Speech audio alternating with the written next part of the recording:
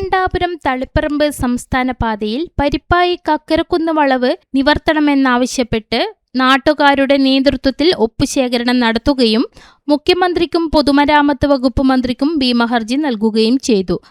ഈ വളവ് എന്നും ഒരു അപകട മേഖലയാണ്. നിരവധി അപകടങ്ങൾ പല തവണയായി ഇവിടെ നടന്നിട്ടുണ്ട്. ഈ വളവ് നിവർത്തുക എന്നത് കാലങ്ങളായി നാട്ടുകാരുടെ ആവശ്യമാണ്. സ്കൂൾ കോളേജ് വിദ്യാർത്ഥികളടക്കം നിരവധി പേർ നടന്നു പോകുന്ന റോഡ് കൂടിയാണിത്. കഴിഞ്ഞ മാസം മരം കയറ്റിക്കൊണ്ടുപോകുന്ന ലോറി ഇവിടെ അപകടത്തിൽപ്പെട്ടിരുന്നു. ഇതുവഴി യാത്ര ചെയ്യുന്നവർ ജീവൻ പണയം വെച്ചാണ് യാത്ര ചെയ്യുന്നത്. നടപ്പാത പോലും ഇല്ലാതെയാണ് ഈ റോഡിന്റെ ഇരുവശവും ഉള്ളത്. ഈ റോഡ് വീതി കൂട്ടണമെന്നും വളവ് നിവർത്തണമെന്നും കർമ്മസമിതി ഭാരവാഹികളായ MM Sudhakaran, KP Lakshmanan, Philip കുട്ടി കുഴിത്തോട്ട്, MA മാത്യു എന്നിവർ ആവശ്യപ്പെട്ടു. പരിപ്പായി, ചങ്ങളായി, ശ്രീകണ്ഠപുരം പ്രദേശത്തുള്ള ജനങ്ങളുടെ പ്രധാന ആവശ്യങ്ങളിൽ ഒന്നായി മാറിയിട്ടുണ്ട് ഈ കക്കരക്കുന്ന് വളവ് നിവർക്കുക എന്നുള്ളത്. 2 ആഴ്ചക്ക് മുമ്പേ ഇവിടെ നടന്ന ഒരു ലോറി അപകടം, അതോടൊപ്പം തന്നെ അതിന് മുൻ വർഷങ്ങളിൽ നിരവധി ജീവനുകൾ തന്നെ ഈ വളവിൽ വെച്ച് നഷ്ടപ്പെട്ടിട്ടുണ്ട്. അതുകൊണ്ട് അടിയന്തരമായും ഈ വളവ് നിവർക്കുക, ഈ റോഡിൻ്റെ വീതി കൂട്ടുക എന്നുള്ള ഒരു ആവശ്യം മുൻനിർത്തിക്കൊണ്ടാണ് നമ്മളിപ്പോൾ ഒരു ആക്ഷൻ കമ്മിറ്റി രൂപീകരിച്ച് പ്രവർത്തനം ആരംഭിച്ചിട്ട്. അതിൻ്റെ അടിസ്ഥാനത്തിൽ ബഹുമാനപ്പെട്ട മുഖ്യമന്ത്രി, പൊതുമരാമത്ത് വകുപ്പ് മന്ത്രി, ജില്ലാ collector, assistant executive engineer, Chengalayi panchayat president തുടങ്ങിയവർക്കൊക്കെ തന്നെ നമ്മൾ ഒരു ഭീമ ഹർജി നൽകുകയുണ്ടായി. അപ്പോൾ അവരുടെ ഭാഗത്തു നിന്നൊക്കെ കിട്ടിയ മറുപടി അടിയന്തരമായും ഇത് പരിഹരിക്കാൻ ആവശ്യമായ നടപടികൾ അവരുടെ ഭാഗത്തു നിന്നുണ്ടാവും എന്നുള്ളതാണ്. യഥാർത്ഥത്തിൽ ഈ റോഡിൻ്റെ വികസനം ഒരു 20 വർഷം മുൻപേ തന്നെ നടക്കേണ്ടുന്ന ഒരു കാര്യമാണ്. നമ്മുടെ ബഹുമാനപ്പെട്ട MLA സജീവ് ജോസഫ് അവരുടെ മുൻപാകെ ഈ കാര്യം നമ്മൾ സമർപ്പിച്ചിട്ടുണ്ട്. അദ്ദേഹവും ഈ ഒരു പ്രശ്നത്തിൽ അടിയന്തരമായി ഇടപെടുമെന്നാണ് ഞങ്ങൾ പ്രതീക്ഷിക്കുന്നത്. തളിപ്പറമ്പ് മുതൽ ഇരിട്ടി വരെയുള്ള നമ്മുടെ ഈ സംസ്ഥാന പാതയിൽ 50-ലധികം കൊടും വളവുകളുണ്ട്. ഈ റോഡ് വികസിപ്പിക്കാൻ ആവശ്യമായ അടിയന്തര നടപടി സർക്കാരിൻ്റെ ഭാഗത്തുനിന്ന് ഉണ്ടാവേണ്ടതാണ്. അത് ഉണ്ടാവുമെന്നാണ് നമ്മൾ പ്രതീക്ഷിക്കുന്നത്. അതിനാവശ്യമായ സമ്മർദ്ദം സർക്കാരിൽ സൃഷ്ടിക്കുക എന്നുള്ള ഉദ്ദേശത്തിലാണ് നമ്മളൊരു കർമ്മസമിതി പ്രവർത്തിക്കുന്നത്. അടിയന്തരമായും ഈ ഭാഗത്തുള്ള മൺതിട്ട അല്പം ഒന്ന് മാറ്റിക്കഴിഞ്ഞാൽ തന്നെ എതിർവശത്തു നിന്ന് വരുന്ന വാഹനങ്ങളെ നമുക്ക് കാണുവാനെങ്കിലും സാധിക്കും. അതിന് അത്ര വലിയ ഒരു ചെലവില്ല, ഒരു കാര്യമൊന്നുമല്ല.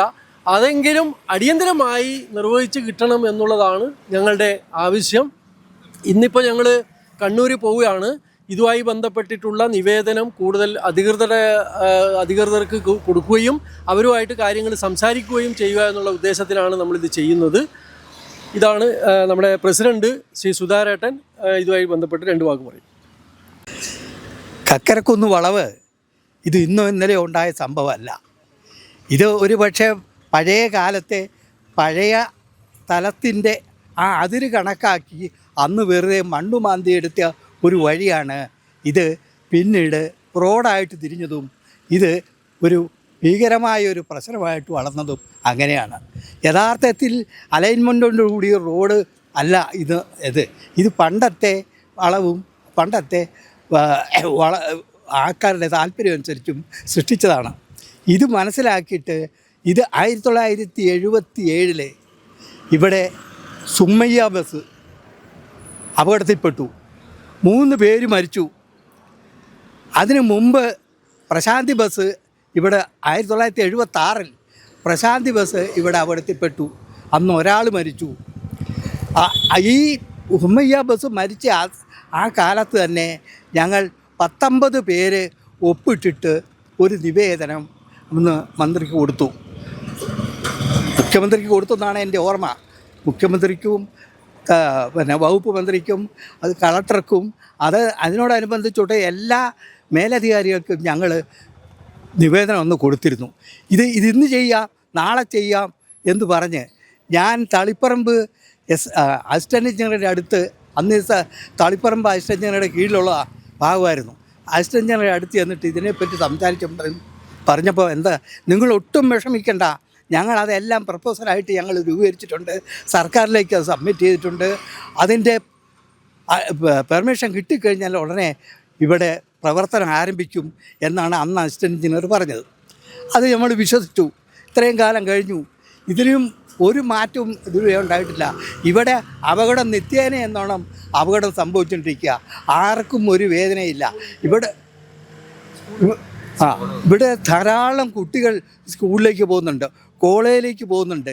ഇതൊരു അപകട മേഖലയാണെന്നുള്ള ഒരു സത്യം ഇവിടുത്തെ രാഷ്ട്രീയ പാർട്ടികൾക്ക് ആർക്കും മനസ്സിലായിട്ടില്ല ഇന്ന് വരെ. പല രാഷ്ട്രീയ പാർട്ടിക്കാരും ഇവിടെയുണ്ട്. ഒരു രാഷ്ട്രീയ പാർട്ടിയെ നമ്മളെടുത്ത് പേരെടുത്ത് പറയുന്നില്ല, അവരെ ചെറുതാക്കാനോ അവരെ കുറ്റപ്പെടുത്താനോ ഞങ്ങൾ ശ്രമിക്കുന്നില്ല. പക്ഷേ ഈ സത്യാവസ്ഥ മനസ്സിലാക്കണം. ഞാനിതിനെ ഇറങ്ങിയിരിക്കുന്നതെന്ന് വെച്ച് കഴിഞ്ഞാൽ ഞാനൊരു രാഷ്ട്രീയ പാർട്ടിയെ വിശ്വസിക്കുന്നൊരു കക്ഷിയാണ്. പക്ഷേ ആ രാഷ്ട്രീയ പാർട്ടിക്കാരുടെ അടുത്ത് പല പ്രാവശ്യം ഇതിനെപ്പറ്റി വിവരം പറഞ്ഞതാണ്. അപ്പം അവരെന്നെ സമാധാനിപ്പിച്ചു കൂടിയേ ചെയ്തിട്ടുള്ളത്. ഇത് ഉടൻ തന്നെ ഇത് ചെയ്തു തീർക്കും. നിങ്ങളുടെ മാത്രമല്ല, ഈ ഇരിട്ടി തളിപ്പറമ്പ് സംസ്ഥാന ഹൈവേയുടെ എല്ലാ ഒരു പൊതു പ്രശ്നമാണ്. നിങ്ങളുടെ പ്രശ്നം മാത്രമല്ല, ഞങ്ങളെല്ലാ പ്രശ്നവും ഏറ്റെടുത്തിരിക്കുന്നു എന്ന് അത് കൈകാര്യം ഞങ്ങൾ ചെയ്യും, നിങ്ങൾ ഒട്ടും വിഷമിക്കണ്ട എന്ന് പറഞ്ഞ് എന്നെ സമാധാനിപ്പിച്ചു. അതിന് ശേഷമാണ് ഇവിടെ ഈ ലോറി മറിയുന്നത്. ലോറി മറിഞ്ഞ് അവരുടെ 3 പേരുണ്ടായിരുന്നു. എങ്ങനെ അവരുടെ ഭാഗ്യം കൊണ്ട് രക്ഷപ്പെട്ടതാണ്, അല്ലെങ്കിൽ അവരുടെ ജീവൻ പൊരിഞ്ഞേനെ. ഇങ്ങനെ നിത്യേന എന്നോണം ഇതിപ്പം നമ്മളിവിടെ നിൽക്കുന്നത് വളരെ ഡേഞ്ചറസ് പ്ലേസിലാണ്. ഇവിടെ ഏത് സംഭവം എന്തെങ്കിലും സംഭവിക്കാം. ഇതേ ഈ വണ്ടി ഇങ്ങനെ പാഞ്ഞു പോകുന്നു, ഇതിൻ്റെ പിൻചക്രം നമ്മുടെ കാലെ കയറും. ഇതിൻ്റെ ഇത് അങ്ങോട്ട് പുറകോട്ട് പോയി കഴിഞ്ഞാൽ ഇത് പിൻചക്രം പിൻചക്രം കയറുന്ന ഒരു അപകടാവസ്ഥയാണ് ഇപ്പോൾ ഉള്ളത്. അതുകൊണ്ട് ഞാൻ പറയുന്നത് ഈ MLA മാരും ഈ പഞ്ചായത്ത് പ്രസിഡൻറ്റുമാരും ഈ നാട്ടിലെ പ്രമുഖ വ്യക്തികളെ എല്ലാം വിളിച്ച് ഇതിൻ്റെ രൂക്ഷത, ഇതിൻ്റെ അപകടാവസ്ഥ മനസ്സിലാക്കണം.